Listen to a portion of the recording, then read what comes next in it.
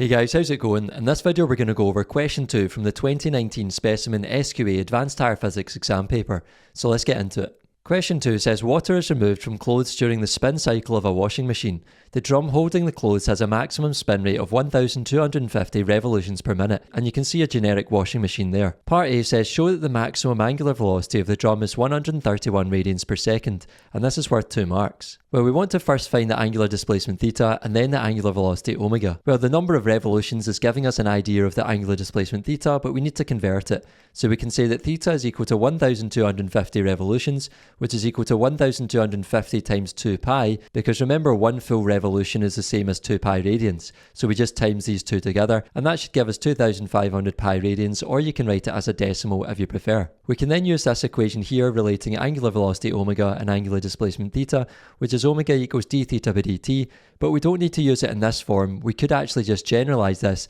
to omega equals theta over t. So writing down what we know from the question, we're trying to find omega.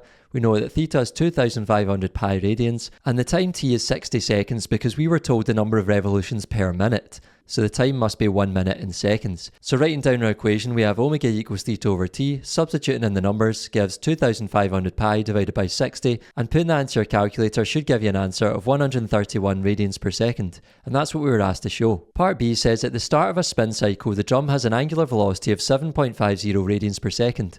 It then takes 12.0 seconds to accelerate to the maximum angular velocity. Part 1 says calculate the angular acceleration of the drum during the 12.0 seconds, assuming the acceleration is uniform, and this is worth 3 marks. Well, because we're asked for angular acceleration here, we can use an equation of angular motion. So writing down what we know from the question, we don't know what angular displacement theta is. We know that initial angular velocity omega naught is 7.50 radians per second. We know that the final angular velocity omega is 131 radians per second, which we just proved in part A. The angular acceleration is what we're trying to find, and the time t is 12.0 seconds, which we're told in the question. So let's put a star next to alpha because that's the one we're trying to find. And assuming we don't know theta here, we want to use an equation of angular motion that doesn't have theta in it. So we could use the equation omega equals omega naught plus alpha t. Substituting in the numbers gives 131 equals 7.50 plus alpha times 12.0, and then we can take away 7.50 from both sides and then divide both sides by 12.0 to get alpha on its own. And if you put that into your calculator, you should get an answer of alpha equals 10.3 radians per second squared. B part 2 says determine how many revolutions the drum will make during the 12.0 seconds, and there's 4 marks available for this. Well, what we want to do is first find the angular displacement theta and then divide this by 2 pi, as that will tell us how many revolutions are made. So we're trying to find the angular displacement theta. We know that initial angular velocity omega naught is 7.50 radians per second, final angular velocity omega is 131 radians per second, the angular acceleration we've just calculated to be 10.3 radians per second squared, and the time t is still 12.0 seconds. And let's put a star next to theta because that's the one we're trying to find. So here we really just need to use an equation of angular motion that has theta in it. So let's go for the second one, which is theta equals omega naught t plus a half alpha t squared. Substituting in the numbers gives 7.50 times 12.0 plus a half times 10.3 times 12.0 squared. And putting that into your calculator should give you an answer of 831.6 radians. We're not finished though, because remember we want to divide this by 2 pi to find out how many revolutions are made. So we can then take 831.6 and divide it by 2 pi, and if you put that into your calculator, you should get an answer of 132 revolutions. Part C says when the drum is rotating at maximum angular velocity, an item of wet clothing of mass 1.5 times 10 to the minus 2 kilograms rotates at a distance of 0.28 meters from the axis of rotation, as shown in figure 2b. So there's the clothing rotating at 0.28 meters away from the axis of rotation, which is in the center of the drum. It then says calculate the centripetal force acting on the item of clothing, and this is worth 3 marks. Well, writing down what we know from the question, we're trying to find F. We know the mass m is 1.5 times 10 to the minus 2 kilograms for the clothing, and we know the distance away from the axis of rotation is 0.28 meters, and the final angular velocity omega is 131 radians per second.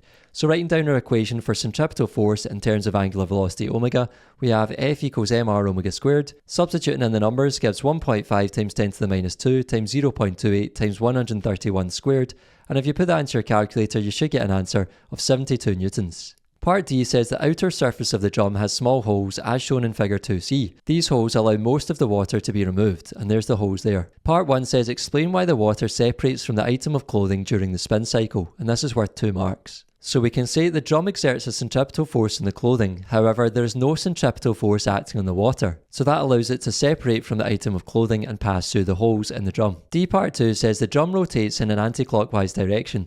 Indicate on figure 2D the direction taken by a water droplet as it leaves the drum, and there's one mark available for this. Well, here we need to draw a straight line tangent to the circle at the point where the water droplet is. So because the droplet's moving in this anti-clockwise direction, we want to draw a straight line tangent to this circular path, and we're going to draw it out this way because that's the direction that the water droplet would be moving in. So our tangent should look something like this.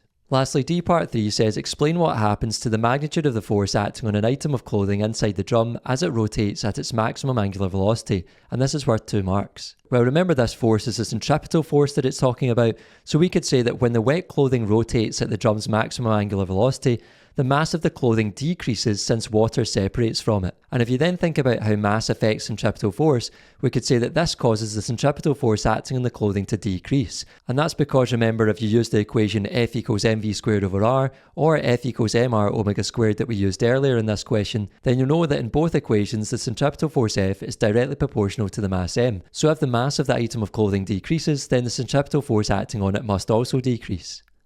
That's all for this video, folks. Thanks for watching. If you made it to the end, I really appreciate it. Make sure to give the video a like, subscribe to the channel, and I'll see you in the next one. Take care.